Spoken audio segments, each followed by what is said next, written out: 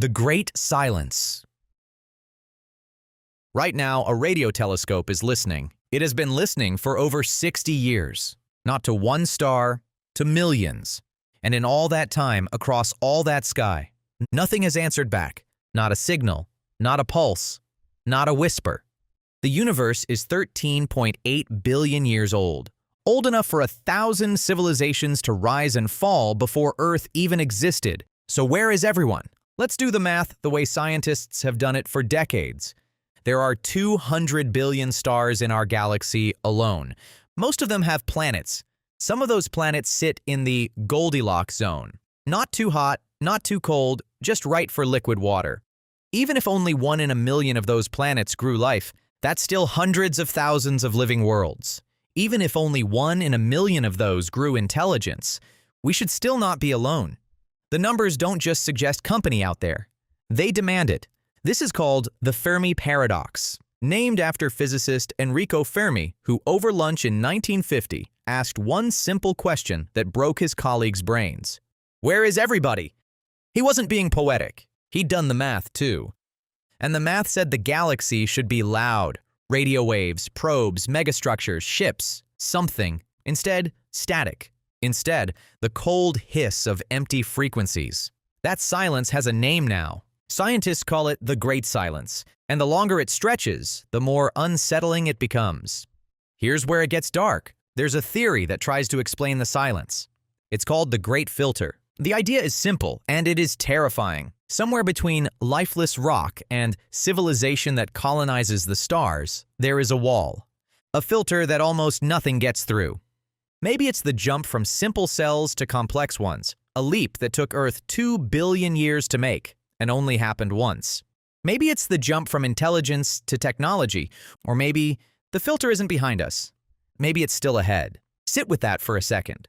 If the filter is behind us, if it was simply life happening at all, then we are lucky, rare, alone, but safe.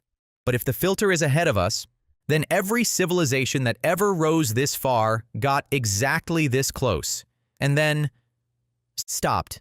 Nuclear war, climate collapse, runaway AI, a pandemic engineered by accident, something that every intelligent species eventually builds. And every intelligent species eventually can't survive. We don't know which side of the filter we're on. We are, right now, in the one moment in history where we're smart enough to ask and not smart enough to know the answer. In 1961, an astronomer named Frank Drake tried to put a number on it. The Drake equation, star formation rate, fraction with planets, fraction habitable, fraction with life, fraction with intelligence, fraction that broadcasts. And then, the last variable, the one that changes everything.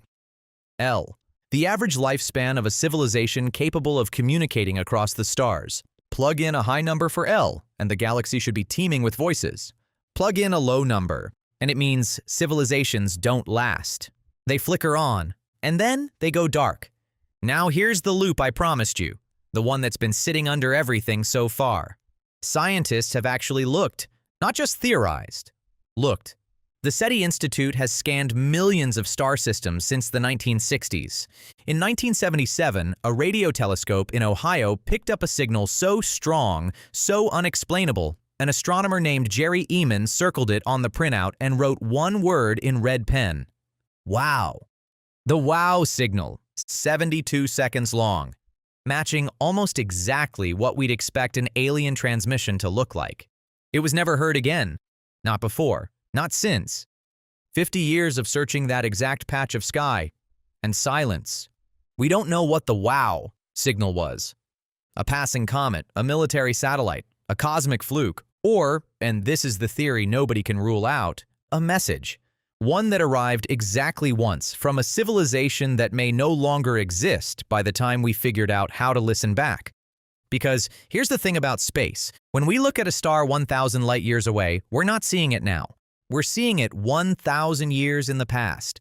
If a civilization sent a signal and vanished the week after, we'd have no way of knowing. We might be listening to ghosts. There's another possibility, colder than the rest. What if they're not gone? What if they're hiding? It's called the dark forest theory, and it comes from a simple, brutal logic. In a forest at night, you don't announce your location because you don't know what's out there, and anything that finds you first might be bigger. If a species survives long enough to reach the stars, maybe it also survives long enough to learn this lesson. The loudest civilizations die first. So the silence isn't emptiness, it's discipline. Billions of intelligent species, all listening, all refusing to be the ones to speak. Let's go back to the star we started with, the one the telescope has been listening to for 60 years. In the time since we started listening, humanity has done something worth noticing. We've come within minutes of nuclear war, more than once. We've built machines that can think. We've changed our planet's climate faster than any natural process in Earth's history. We are, quite possibly, walking toward the filter right now. Not away from it, toward it, and we won't know we've reached it until we're already through, or until we're not. So which is it? Are we early? The first flicker of intelligence in a galaxy still waiting to wake up? Or are we just the next name on a very long, very quiet list? A list of civilizations that got exactly this far. Built the telescopes, asked the questions, felt so sure they were about to hear something back. And then, for reasons we can only guess at, stopped transmitting. Forever. Here's what 60 years of silence has actually taught us. It's not that we're alone. It's that surviving long enough to find out either way is the hardest thing a civilization can do. The universe isn't quiet because there's nothing out there. It's quiet because getting this far and staying this far might be the rarest thing that has ever happened. So the real question was never, where is everybody? It's whether we'll still be here to find out. And if somewhere, right now, another species is pointing a telescope at us, asking the exact same question. What do you think our silence would tell them?